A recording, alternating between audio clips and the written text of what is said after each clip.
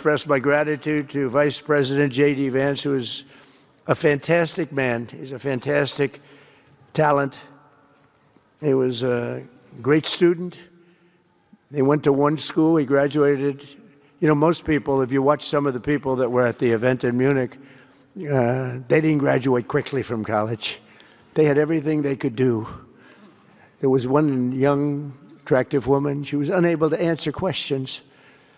And she didn't do so well like J.D. did in college. J.D. graduated in a 4.5-year college in 2 years. And then he went to Yale and he graduated at the top of his class, went to the military grade. But when he went to Yale, there was one person that was marginally ahead of him, so he married her. Can you believe it? All right, so picture this. You're J.D. Vance. You're Vice President of the United States. You worked hard to secure Trump's endorsement, aligned closely with his political agenda, and positioned yourself as one of his most visible allies. Now you're sitting in one of the most powerful offices in the world as his number 2. But critics argue there's a tension there. They say Trump often deploys Vance as the public defender on difficult issues, the one sent out to handle tough interviews, controversial messaging, or politically risky moments. Supporters would say that's normal for a vice president. Critics say it can make him look more like a surrogate than a governing partner. There have been several high-profile moments people point to. Diplomatic appearances where Vance delivered strong rhetoric that sparked international reaction.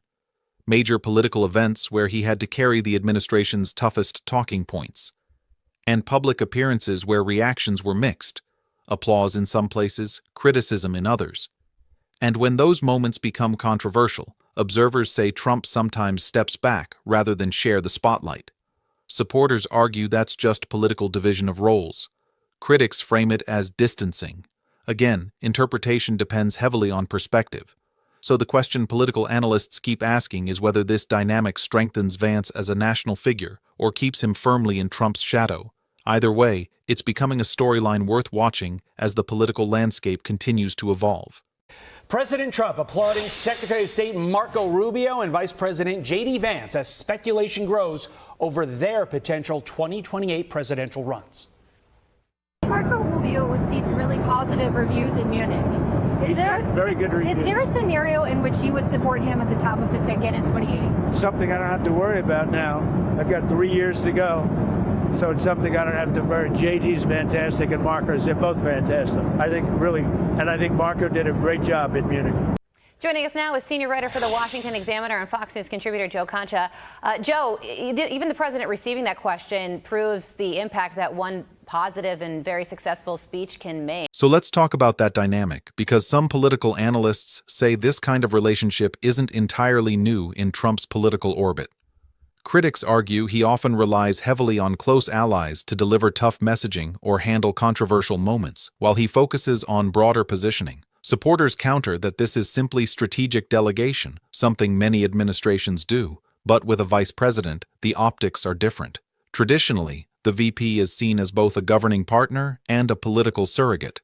When one figure consistently handles the most contentious public messaging, commentators start asking whether that reflects trust, political division of labor, or a hierarchy where one voice dominates the narrative. In Vance's case, critics say he's often been placed front and center during difficult diplomatic or political moments.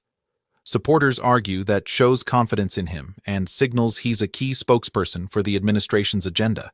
Again, interpretation varies depending on perspective. There have been several high-profile events observers cite. Diplomatic meetings where rhetoric was unusually blunt. International conferences where policy positions drew strong reactions. Public appearances where reception was mixed, depending on the audience. Those moments tend to shape how global media frame both leaders. From another angle, some analysts suggest Vance may benefit politically from being visible in these situations, gaining national and international exposure that could matter for his long-term political trajectory. Others argue it risks tying his image too closely to controversial decisions. And historically, vice presidential roles have always varied widely. Some VPs operate almost as co-governing partners. Others function primarily as political messengers. Which model is in play often depends on personality, strategy, and political necessity. So the real question isn't necessarily whether Trump is sidelining Vance or elevating him. It's how this dynamic shapes both of their political futures, because optics, perception, and narrative can matter just as much as formal authority in modern politics. And critics argue that perception has started to shift around Vance because of moments like these. Some analysts say he's increasingly seen less as an independent political figure and more as a key messenger for Trump's agenda. Supporters, though, frame that differently. They say it shows loyalty and alignment with administration priorities. For a vice president, building an individual political identity can be tricky. Historically, some VPs carve out distinct policy portfolios, while others operate primarily as public advocates for the president. The challenge is balancing visibility with independence, and commentators disagree on whether Vance has struck that balance yet. The Ukraine-related diplomatic meeting people still reference became one of those defining optics moments. Some observers felt the tone was unusually confrontational for a diplomatic setting. Others argued it reflected a tougher negotiating stance consistent with the administration's foreign policy approach. Either way, it generated strong international reactions and shaped how some foreign audiences perceive both leaders. Then there was the Munich Security Conference appearance. That forum traditionally emphasizes alliance coordination, so Vance's more nationalist rhetoric drew mixed reactions. Supporters praised it as pushing allies to shoulder more responsibility. Critics said it risked straining relationships. Diplomatic messaging often lands differently depending on the audience. Whether those reactions have long-term diplomatic consequences is still debated. International politics tends to be pragmatic. Alliances adjust based on strategic interests more than individual speeches. Still, optics and tone can influence trust and perception over time. And the Winter Olympics moment you mentioned fits into that broader conversation about public reception. Political figures sometimes face mixed reactions at major global events. Trump's response afterward, emphasizing his own experience with public reception, was interpreted differently depending on political perspective. Some saw distance, others saw routine political messaging. So the bigger question analysts keep asking isn't whether Vance is being sidelined or elevated, but how this dynamic shapes his future political trajectory. Being closely tied to a dominant political figure can boost visibility, but it can also make it harder to develop a distinct identity. And in modern politics, perception often becomes reality. How voters, allies, and political insiders interpret that relationship could end up being just as important as the formal roles themselves. Some commentators argue that moments like this highlight a complicated political dynamic between Trump and Vance. When Trump emphasizes his own popularity while downplaying controversy surrounding allies, critics interpret that as distancing. Supporters say it's simply political messaging. Leaders highlighting strengths where they see them. Either way, perception matters. When a vice president faces criticism publicly and the president doesn't actively defend them, analysts start debating whether that signals strategic division of labor or a deeper hierarchy inside the administration.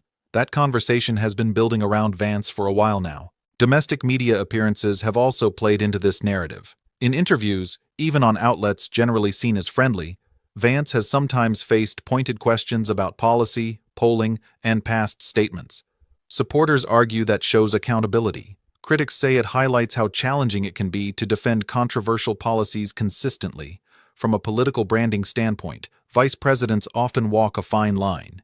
They need to show loyalty while also building an independent identity. Some succeed at that balance. Others remain closely associated with the president they serve under. Which path Vance ultimately follows is still an open question. Zooming out, analysts often frame this less as a personal dynamic and more as a leadership-style question. Some presidents maintain tight message discipline and centralized control. Others delegate more freely and allow independent voices to emerge. How that balance plays out affects both governance and political succession. There's also the international dimension. When foreign leaders perceive a vice president primarily as a spokesperson rather than an autonomous decision-maker, diplomatic engagement tends to focus on the president directly. That doesn't necessarily weaken alliances, but it can shape how influence is distributed. And politically, proximity to power always carries trade-offs. Alignment with a dominant political figure can increase visibility and influence, but it can also limit individual differentiation. That's a calculation every vice president navigates in different ways. So rather than a simple story of humiliation or dominance, what many analysts see is a complex political relationship still evolving, one that will likely shape both leaders' trajectories as the political cycle continues. Maybe Trump eventually endorses him for president in 2028. Maybe he passes the MAGA mantle forward. Maybe Vance's loyalty ends up paying off politically. That's definitely one possible scenario. But critics point out something else. Trump's history with allies has often been transactional.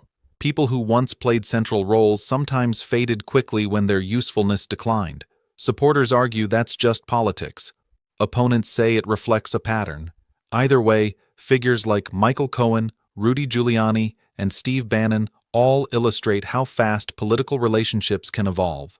That history naturally makes observers wonder what Vance's long-term position might look like. And Vance isn't unaware of that history.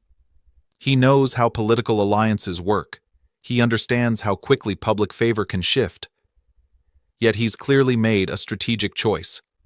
Align closely with Trump, reinforce loyalty, and hope that proximity to influence translates into future opportunity. Whether that calculation proves smart or risky remains to be seen. From a political branding perspective, this matters. Public perception shapes political futures. If a vice president is consistently seen defending controversial decisions or absorbing criticism without pushing an independent agenda, voters may interpret that as loyalty or as lack of independence. And independence is something presidential candidates usually need to demonstrate. Right now, analysts are debating exactly that. Some see Vance as a disciplined team player building credibility inside a powerful political movement. Others see him as too closely tied to Trump's image, making it harder for him to establish his own leadership identity. Both interpretations exist simultaneously. History suggests that vice presidents who successfully transition to presidential runs usually strike a balance, loyal enough to maintain party support, but independent enough to show leadership capability. That balance is delicate, and every public appearance, policy defense, or international event contributes to how that image forms. If Vance does pursue the presidency in 2028 or later, these moments will likely resurface. Campaigns revisit past speeches, interviews, and controversies. Opponents will frame them one way, supporters will frame them another. That's standard political strategy, not unique to him. So where does that leave things? We're essentially watching a political partnership evolve in real time. Trump remains the dominant figure in his political movement. Vance is navigating what it means to be closely aligned with that leadership while also building a potential future beyond it. Whether that turns into a successful succession plan or a limiting association depends on factors still unfolding: election outcomes, public opinion shifts, party dynamics, and Vance's own strategic choices going forward. If you made it this far, thanks for sticking around. Drop your thoughts below. Do you think Vance is making a smart long-term move, or does this close alignment risk limiting his political future? Catch you next time.